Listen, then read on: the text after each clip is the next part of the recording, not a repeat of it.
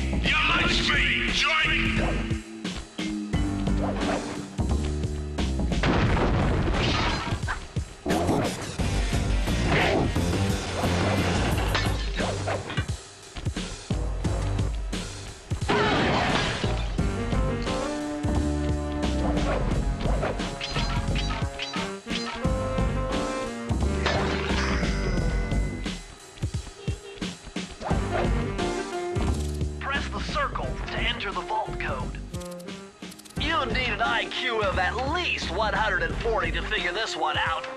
Dial in 468.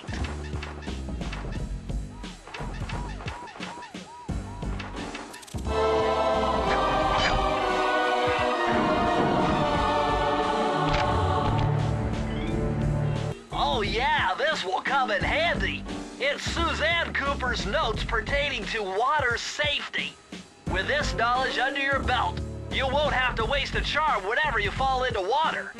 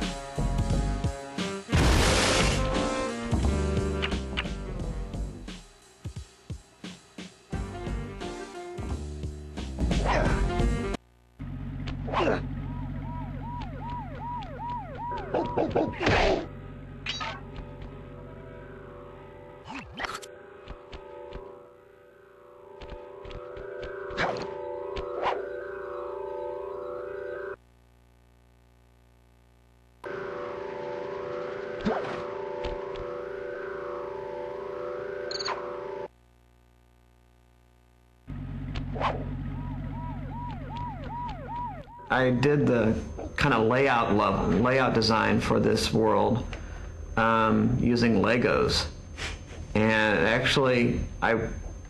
actually turned out pretty close to to what I did. I knew it was going to be a rooftop, so having being kind of constrained by the general blockiness of Legos seemed like it was fine. And it helped me get the elevations worked out, and I found it easier than doing it on paper because of all the, it's going to be done in 3D anyway. So if you're throwing it together with Legos, you can get, kind of hold up to your face and look at it from all these different angles and try and imagine what shots you're going to have in it. So I think it was the only level I did with Legos, but I think it helped a lot. Compositionally, the level was really fun to work on. It was, once he had the letters done and we knew the elevation, then I went in and even from the very first shot, you'll see that nothing overlaps each other. So the level doesn't feel extremely super full, but it doesn't feel like it's all a bunch of clutter. And dealing with NPCs, they were really fun. We had a lot of designs and thought about different ideas that would really relate to the idea of dogs playing poker. That was the theme. Yeah. There was a theme behind it. So you'll see like the dog throwing cards and having his idols being card tricks, and the slobbering dog, the junkyard dog, which started in a whole different design with the bobbing head. It ended up being one of our most complex characters with blend shapes and really great idol of like chomping on a bone. And then at the top, or actually the lower levels, you'll see we call it dog with stick, which is totally a play on the thiefy dog sneaking around, and how the idea of this big, cumbersome guy being able to walk so agile with the big stick. And then also the final one, which is you see up in the top level, which is we call him Paulie Shackles. And that's a jailbird, and he originally was a woman with a purse, and we found it too offensive, so we had to redesign. We're like, what are we gonna do? We have to redesign with the same gameplay mechanics, and we came up with different ideas, like maybe be an Elvis impersonator with a microphone, but the whole idea of the thin string was too hard for a player to see, and the microphone really wasn't that big of an object. And then luckily Travis came up with the idea that it'd be great for it to be a jailbird, him throwing his ball and chain, and it ended up being a really strong element. It's, with the big ball at the end and a thick chain, it's really fair for a player to jump it and also know when it's dangerous. So it ended up being a real win-win. Well, a lot of the other game design stuff that's in this world besides the sign came out of brainstorming sessions with the people who were going to be people like Suzanne and Karen and Dev, who were going to be directly involved in how this level was going to get fleshed out. So like the cars with the clues on them that drop away when you come off of them, I think that was Dev's idea, and having the sign, like the big bone that crashes through the wall and everything like that. So it was one of our better, very collaborative efforts. Definitely.